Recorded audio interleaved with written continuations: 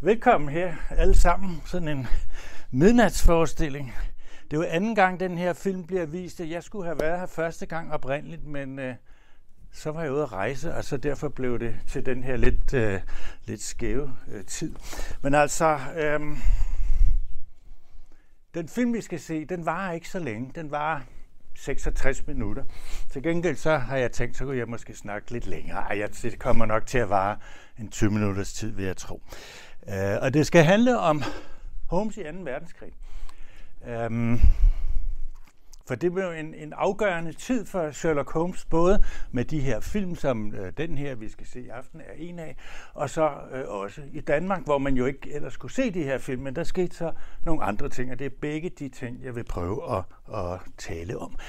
Det blev i alt til 14 film med Basil Rathbone og Nigel Bruce. I skal lige lægge mærke til, at deres navne ikke står på personerne. De skal byttes rundt, hvis det skulle være på den måde. Ikke? The Hound of the Baskervilles. Hvor står for eksempel ham, der spiller Watson? Ikke? Han står hernede. Det er tydeligvis ikke ham, der er hovedpersonen. Richard Green og Wendy Barry står på linje med Basil Rathbone. Det er altså det romantiske par, som er en vigtig del af det amerikanske salgsmateriale. I den næste film, som også er fra før krigen, den havde premiere i USA den dag 1. verdenskrig brød ud 1. september 1939, der er de dog rykket op, men de står stadigvæk på linje med nogle andre kendte skuespillere, kendtere. Og så først i den tredje film, der ryger de helt op som dem, der er hovednavnene. Og det er også det, man kan se her på forteksterne. The Hound of the Baskervilles, Basil Rathbone som en af dem, de tre, der står nævnt først, og Nigel Bruce, der bliver nævnt som bare en medvirkende. Den fra anden fra 39, der er Bruce rykket en tak op, og så fra og med den, vi skal se i aften, er Basil Rathbone og Nigel Bruce blevet de bærende kræfter. Det er dem, der man vil sælge. Der var kun 2 af dem, der kom til Danmark inden krigen, nemlig de her 2 første, The Hound of the Baskervilles og The Adventures of Sherlock Holmes. De kom til Danmark inden 2. verdenskrig brød ud. Resten kom ikke til Danmark under krigen, og efter krigen var der kun nogle ganske få, der blev vist i de danske biografer. Efter krigen kom der de her 2 film til Danmark. Man annoncerede dem som nye, hvad de ikke var, men det var jo nyt, at de blev vist i Danmark. En ny amerikansk film, og den nye Conan Doyle-film, men altså de har været 4-5 år gamle, da de kom til Danmark der efter krig. Der kom også nogen på dansk fjernsyn. Omkring 1960 viste man en serie. Jeg har kigget i DR's programoversigter. Og der kan man altså finde 6 af de her Sherlock Holmes-film fra 2. verdenskrig i en visning omkring 1960-61. Og så kan man ikke finde dem mere. Men de har jo formentlig også, og det har vi lige siddet nogen og snakket om, været vist på svensk tv, tysk tv, TV2 måske sidenhen på en eller anden mærkeligt tidspunkt, hvor de ikke har skulle tiltrække så mange unge seere. Så har de også kunne vise sådan noget. Men det har jeg altså simpelthen ikke tjekket. Men tilbage til Danmark og 2. verdenskrig. For når nu vi ikke kunne se, eller mine forældre og sådan nogle gamle nogen, ikke kunne se de der film under krigen. Hvad var det så for noget Sherlock Holmes, de oplevede? De oplevede faktisk, havde mulighed for at opleve en hel del. Holmes havde været ude af billedet i 25 år eller sådan noget i Danmark på det tidspunkt. Der var ikke rigtig blevet udgivet Holmes romaner, Holmes samlinger af novellerne. Og så lige pludselig, 43-44, så går det fuldstændig galt. Nej, det gør det ikke. Der sker virkelig meget i de trykte medier. Men under krig, der sker der lige pludselig noget. I efteråret 43 sender, I kan ikke se, hvad der står, vi må tro på mine ord, sender Statsradiofonien, som det hed dengang, et skuespil med Paul Reumert som Sherlock Holmes. Et skuespil, der havde været vist eller spillet på Folketeatret i 1901-2 stykker og havde rejst land og rige rundt, som var med til at gøre Holmes populær i Danmark i første omgang. Der kom i Familiejournalen et modelteater. Så kunne man sidde og trække sådan nogle små figurer ud og ind, og der var manuskript til, og der stod udtalevejledninger, fordi der var ingen, der kunne snakke engelsk rigtigt dengang. I Politikken trykte man også i efteråret 43 en af novellerne, De Rødhåredes Liga, angiveligt fordi nu var det altså 50 år siden, at man begyndte at udgive Holmes bøger i Danmark. Men i 44, foråret, april, maj, der sker der altså virkelig noget. Det begynder at vælte ud med Holmes udvalg fra danske forlag. Her har jeg taget de centrale. Singlersen, Gyldendal og Nøddebøger, den er så først fra 45, men altså, der sker virkelig, virkelig meget. Og hvorfor gør der så det? Det er der flere grunde til. Den ene af dem er, at man jo kan bruge Holmes i kampen mod nazisterne.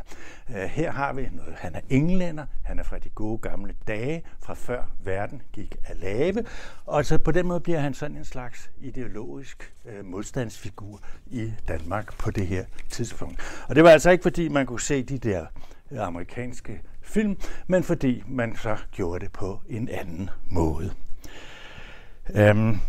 Lad os snakke lidt om den der film og den serie, den var en del af. Der kommer altså de her 2 film i 1939. De blev lavet af det selskab, der hed 20th Century Fox. Det var regulære periodefilm. De var lange, de varede, har jeg skrevet, 80 minutter eller sådan noget. Store kulisser, alt det her. Det var altså nogle film, som man lavede som topfilm fra selskabet.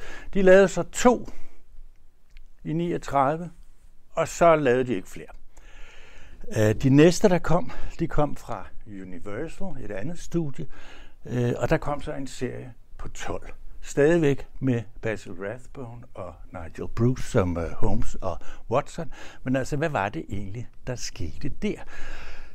De 20th Century Fox's film var, som jeg sagde, periodefilm. De foregik i en eller anden ubestemmelig Victoria-tid, 1890'erne formentlig. De andre foregik i deres samtid, altså 1940'erne.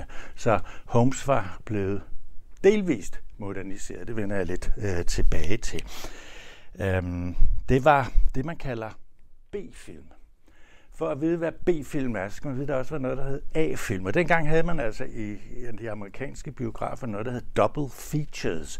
Så man startede med en relativt kort B-film, som var lavet billigt, hurtigt, uden de store, man kan måske genbrug af kulisser, genbrug af gamle optagelser, man kunne smække ind på en eller anden måde. Altså noget for, at det skulle være billigt. Det tog måske 14 dage at lave sådan en film. Så det var Universals Holmes film. Det er altså, de er lavet som B-film. Og det kunne de gøre, fordi de havde fået lov, eller rettere, de havde købt sig lov til det. Der er mange historier i den sherlockianske verden om Conan Doyles griske levemænd af nogle sønner.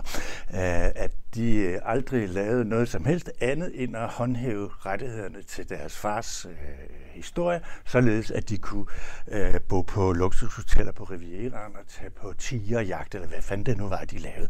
Altså det er den slags historier, som man ofte hører. Og de havde, 20th Century Fox havde nogle rettigheder. De havde nemlig rettighederne til den her. Det der skuespil fra før, som også blev lavet til modelteater, eller det passer i det, der kom i radioen, ikke? Dem havde de rettighederne til. Og så tænkte de, så har vi rettighederne til alt, for alt Sherlock Holmes, for der er alle mulige elementer med dem. Det synes Sherlock Holmes, det synes Conan Doyles sønner ikke. Så de begyndte at rasle med advokaterne, og det endte med, at Fox trak sig. De havde ikke tænkt sig at udnytte rettighederne særlig meget. De tænkte, en film en gang imellem kan vi måske godt lave, men sådan ligefrem en serie, hvor de kommer hyppigt, det tror vi ikke på. For Holmes er jo gammeldags. Holmes er noget fra 90'erne. Det er 50 år gammelt. Så meget interesse vil der måske ikke være for det. Men Universal havde brug for B-film. De havde brug for nogle film, der kunne være med til at fylde de der double features, dobbeltprogrammerne, og de tog så altså købte rettighederne af Conan Doyles arvinger.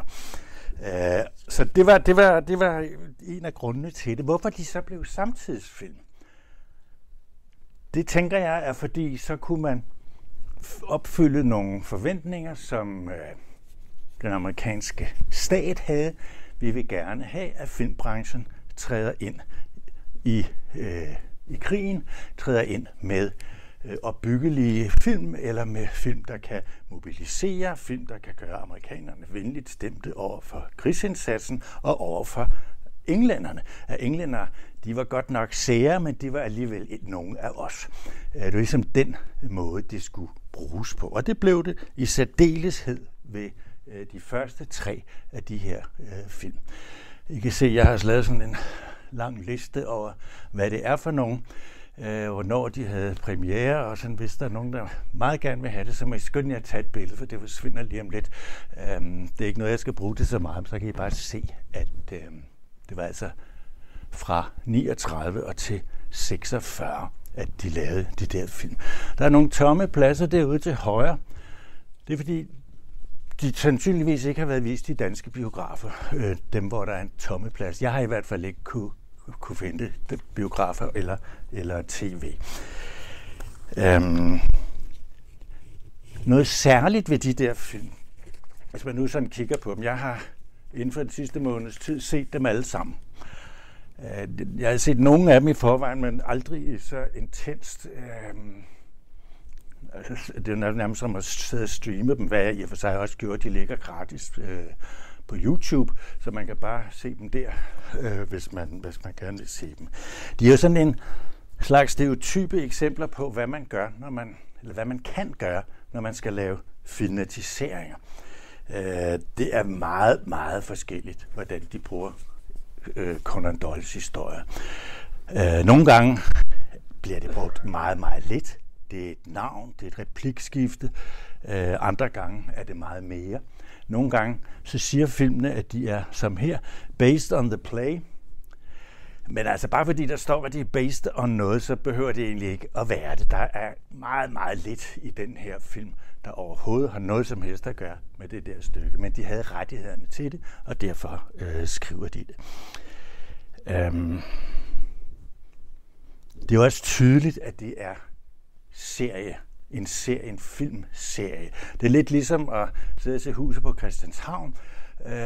Flyttemand Olsen er den samme hver evig eneste gang. Han udvikler sig ikke en meter.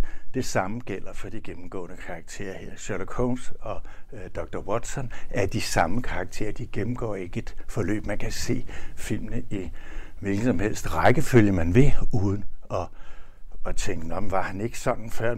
Jo, det var han, for han er nemlig den samme hele tiden, samme type.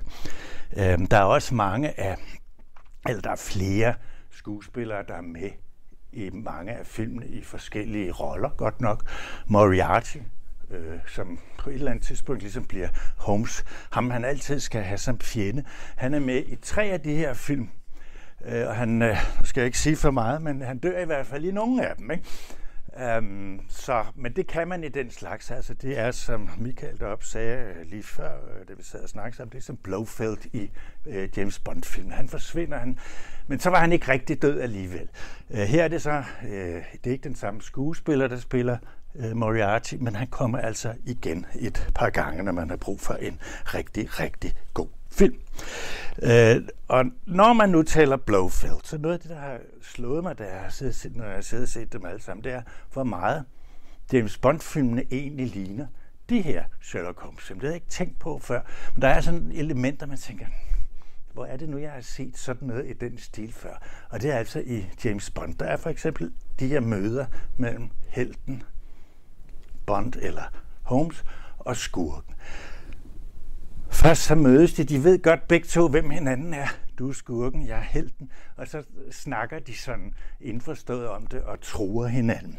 En scene, som jo hos Holmes går tilbage til mødet med Moriarty i historien om The Final Problem, hvor han konfronterer sig, eller hvor det er nærmest omvendt, hvor Moriarty opsøger Holmes og siger, hold fingrene væk fra mine forretninger ellers. Ja, ikke? Og så kører det. Og sådan er det altid i Bond-filmene også, og sådan er det altså også i virkelig mange af dem her. Så sker der i de her film og hos Bond næsten altid det, at på et tidspunkt så bliver hovedpersonen Bond Holmes taget til fange af skurken. Nogle gange hos Bond med bemærkningen, we've been expecting you, Mr. Bond. De ved, han kommer, ikke? Sådan er der også i en af de her film, The Woman in Green, der siger kvinden, titelpersonen simpelthen til Holmes, da han kommer, we've been expecting you, Mr. Holmes. Så hvem der har, altså de her film er jo ældre end Bond-historien, så der kunne være noget der. Det tydeligste eksempel, og det kan være et tilfælde, men det kan være, at man altid gør sådan. I en af filmene, The Spider-Woman, sender de ondskabsfulde forbrydere nogle giftige fugleedderkopper ind på Holmes' værelse, så kravler op og ned af ham. Hvis I har set Dr. No, James Bond-film, så er det noget tilsvarende, der sker der. Det sker også i Ian Flemings roman. Der er det dog et forgiftet hvad står der? Ikke forgiftet. Giftigt 1000 ben, som kravler op af Bond, men han får det så væk. Men det er en scene, der altså kunne se ud, som om den var tyvstjålet herfra. Et giftigt 1000 ben. Nå, hurtigt her til sidst. En engelsk filmhistoriker har skrevet om The Wartime Films of Sherlock Holmes, eller sådan noget hedder den. Hun glemmer så de sidste 3, fordi jeg tror, det må være, fordi de ikke er lavet under krigen. Men ellers så, af en eller anden grund, så har hun altså ikke dem med. Så de sidste 3, de falder ikke inden for hendes kategorisering. Hun siger altså, de 2 første, det er de der fra 20th Century Fox, klassiske detektivfilm i et viktoriansk miljø. Så kommer der 3 regulære beredskabsfilm, altså Holmes kæmper mod nazisterne. Og det er den første af dem, vi skal se. Og så kommer der sådan en skøn vekselvirkning, efterhånden som krigen fortoner sig i filmene. Den foregår stadigvæk ud i virkeligheden, men den betyder mindre og mindre i filmene. Så bliver det sådan en blanding af, hun kalder det gyser på den ene side, og så film med en kvindelig skurk på den anden. Og de sidste par stykker her har jeg så selv prøvet at kategorisere. Det er sådan en slags Sherlock Holmes møder Hercule Poirot, eller Sherlock Holmes møder Agatha Christie. Den ene foregår ombord på en båd, og den anden foregår ombord på et tog, og det minder måske en lille smule om Døden på Nilen og mordet i Orientekspressen. Der er så nogle af de samme. Vi har kun de her mulige forbrydere. Hvem er det? Ikke? Det er sådan rigtig typisk Agatha Christie plot. Hvis vi skal have lidt mere om det med krigen, det er ikke noget, der er med i den film, vi skal se, men i Sherlock Holmes in Washington, som er den næste, der kører der sådan en æske, eller hvad hedder det? Det tror jeg ikke, det hedder en tændstikæske, tændstiksark rundt med det der V på. Det spiller en meget vigtig rolle. Holmes finder det, man ser det. Det er noget ud fra den virkelige verden. Så nogle solgte man simpelthen dengang som til at støtte krigsindsatsen i USA. V for Victory. I kender Churchills tegn. Og V for War Bonds. Man kunne købe krigsobligationer, som på den måde kunne man så som privatperson støtte krigsindsatsen. Måske I også har hørt og set, at på et tidspunkt i de gamle historier, mange gentagelser på film, så ligger Holmes og skyder, eller han sidder og skyder, hvordan han nu gør det, skriver han VR. Det er blevet tolket som Victoria Regina, eller hvordan man nu siger det, altså dronning Victoria. I Sherlock Holmes Faces Death, der er det kun V'et, han skriver. Han skriver ikke noget R, men han er meget god til at ramme. Muligvis, hvis I kigger på det der, det kunne godt være en nazi-officer i en eller anden art, så nogle møder vi i aftens film. Og det er altså slutningen på en af filmene. You're not giving, just lending when you buy war savings, stamps and bonds on sale here. Så ude i foyeren, der kan I købe krigsobligationer, når filmen er slut. Altså ikke i dag, men ellers ikke. Lidt om dem. Rathbone, født i Sydafrika, men altså englænder, får en skuespilskarriere, bliver berømt karakterskuespiller, Shakespeare og alt det der, men får altså så i løbet af 30'erne sådan en filmkarriere som en slæsk skurk typisk. Nogle af jer har måske set Robin Hood med Errol Flynn som Robin Hood, og der spiller Rathbone den slæske Guy of Gisborne, som er den ækle normander, som Holmes kæmper imod. Nigel Bruce vender jeg tilbage til lige om lidt. Altså hvis vi siger, nu skal jeg lige have det hele med, der er i hvert fald noget af det. De blev også, udover at de lavede film, så da de har lavet 2 film, så begynder de at lave det her på radioen. I 5-6 sæsoner hver vinter, det vil sige sådan september, oktober til maj, april, laver de i alt 200 eller 220, det er lidt forskelligt, hvad der står rundt omkring, radiospil, hvor de altså er Holmes og Watson.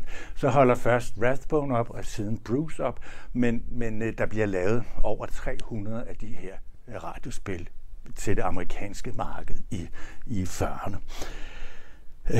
Holmes er en både klassisk og moderne person i de her film. De foregår i samtiden, men lejligheden i Baker Street er de hyggelige gamle dage.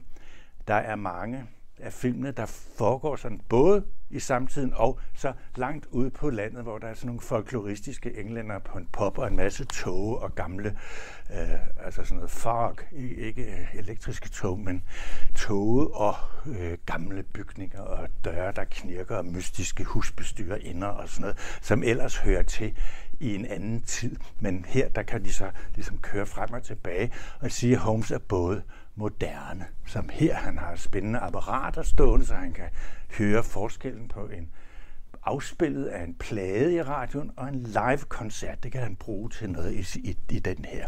Og som der står på forteksterne, Holmes, den udødelige, fiktive karakter, der blev skabt af Sir Arthur Conan Doyle, har ingen alder, er uovervindelig og uforanderlig. Det er ligesom det traditionelle. Men så står der på den anden side, når der skal løses vigtige problemer i vor tid, forbliver han som altid det deduktive ræsonnements ypperste mester. Det sidste, jeg lige vil sige, det er om Nigel Bruce, som ikke er med her, men I kan lige så kigge på de der billeder fra filmen. Det er jo vaskeægte nazister, der de er ved at forberede noget, som vi skal se om lidt. Men Bruce, som spiller Watson, jeg har altid tænkt, altså, hvor sjovt er det egentlig? Men jeg synes faktisk, det var rigtig, rigtig sjovt, da jeg sad og så de her 14 film i træk. Altså, hans karakter giver det, der nogle gange er sådan lidt selvhøjtideligt, et komisk pust. Han tror nogle gange, at han har luret Holmes kunsten af, hvad han selvfølgelig ikke har. Han bliver tit sådan lidt småmopset, når Holmes kommanderer med ham, ja, tag nu min hat og min stok, går han og siger der. Altså han bliver sur sådan på en meget sød måde. Han elsker at læse i sportssiderne i avisen. Han interesserer sig meget for mad. Altså hver gang Holmes siger, nå, vi bliver nødt til at komme afsted nu. Ja, masser med vores morgenmad, der står her på bordet. Og så har han altså et særligt blik for kvindelig skønhed. Altså ikke hver gang, men når der kommer en kvindelig klient, så kan han godt sige, very attractive. Og på et tidspunkt, da Holmes fortæller, hvem han tror, The Woman in Green er, titelpersonen for den film, der hedder sådan,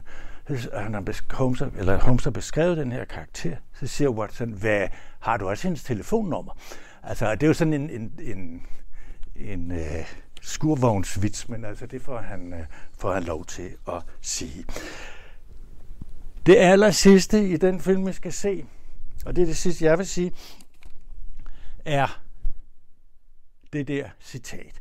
Meget berømt sted fra det The Final Problem, som altså bliver refereret tilbage til her. The Final Problem. Nej, det er ikke The Final Problem.